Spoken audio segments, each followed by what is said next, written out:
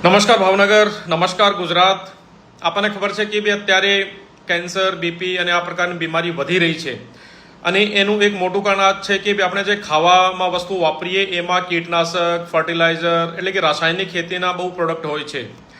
ગુજરાતના માનનીય રાજ્યપાલ શ્રી, માનનીય મુખ્યમંત્રી સાહેબ શ્રી અને કૃષિ મંત્રી શ્રીના માર્ગદર્શનથી ગુજરાતમાં પણ પ્રાકૃતિક ખેતી તરફ એટલે કે ગાય આધારિત જે ખેતી છે એના તરફ આપણો રુઝાન બહુ વધ્યો છે. ભાવનગરમાં પણ ચાલુ છે અને અત્યારે લગભગ દરેક ગામડામાં એવા ખેડૂતો છે જે પ્રાકૃતિક ખેતી કરે છે, જેમાં શાકભાજ, કઠોળ, અનાજ, ફળ ફ્રૂટ વગેરે થાય છે.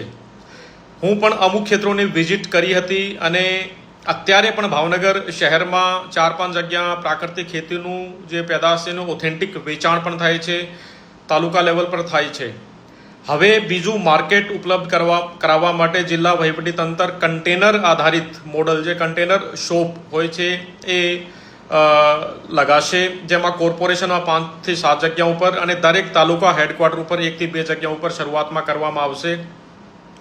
તો તમામ લોકોને મારી અપીલ છે કે મેક્સિમમ પ્રાકૃતિક ખેતીના જે પણ પ્રોડક્ટ છે એનું ઉપયોગ ઘરમાં કરજો અને કોર્પોરેશન વિસ્તારમાં પણ અને તાલુકા હેડક્વાર્ટરમાં પણ તમે સજેસ્ટ કરી શકો છો કે આ પ્રાકૃતિક ખેતીના જે શોપ છે, જે દુકાન છે, આ આપણે ક્યાં એસ્ટાબ્લિશ કરીએ જેથી કે મેક્સિમમ લોકો એનો ફાયદો લઈ શકાય. તો ખૂબ ખૂબ આભાર અને તમારા ફીડબેકનો મને ઇંતજાર રહેશે. Thank you.